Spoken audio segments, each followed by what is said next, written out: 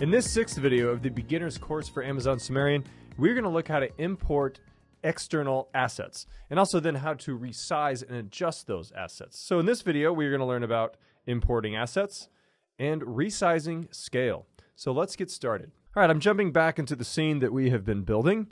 And in the last video, we added a few lights to experiment. We turned off the default lights that came with this scene, and then we added a spotlight just to experiment with, which I will actually delete right now because I don't need it. But then we added a point light and point light 2. So and then you can actually see all these different lights floating around in our scene. These are our 2 point lights, and these are the directional lights that we've actually turned off. So that's what we did in our last video. In this video, we want to learn how to import some assets. So it's actually very simple. There's a few ways to do it. One is by importing, by clicking this video, by clicking this button. If you click the import files from your computer button, then you can go search for them. And another way you can do it is by dragging and dropping.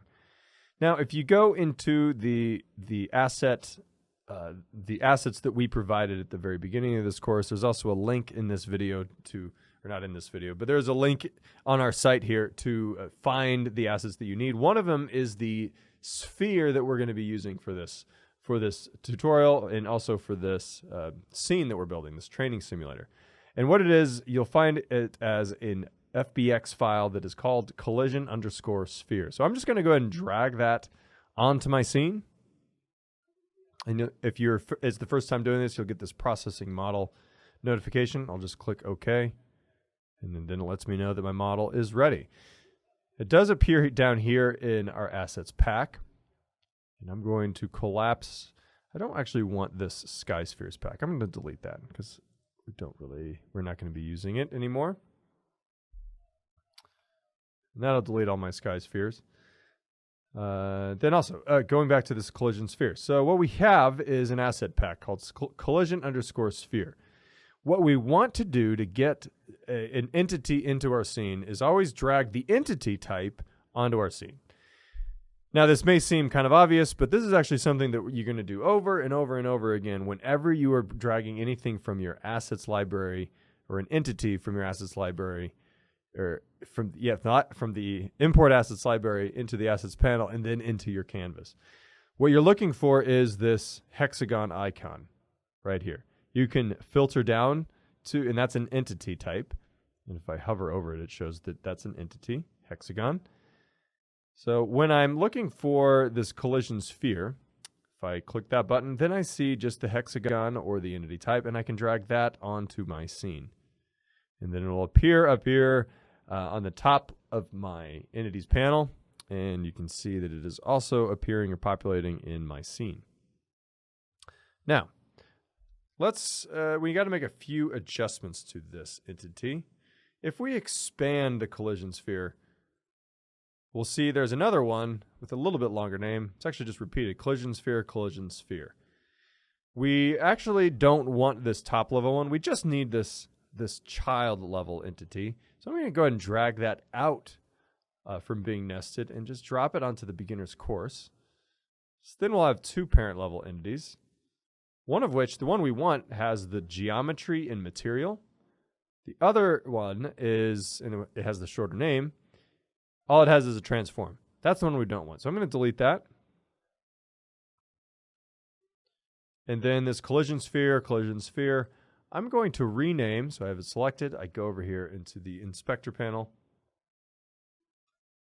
And under the name text box, I'm going to change it to game ball. All right, now, if I zoom in on it, you'll notice that it's really, really tiny. Can't even see it. Let's go open transform. You'll notice that it's 0.01, so it's 1% of the size we want it to be. Because we have uniform scale selected, all I need to do is just select one of these values in the scale and just turn it to 1, and there is our ball. Now we can see it a little bit better. It really doesn't matter where you place this. So I would just place it somewhere above your table towards the edge. So somewhere over here. And I'm just using the translation handles to get it there.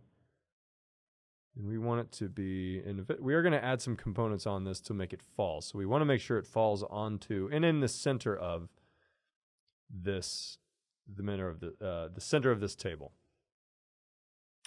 All right, so there we go. We have our game ball, and it'll be approximately like this big. And when you're in VR, that's the scale we're talking about here.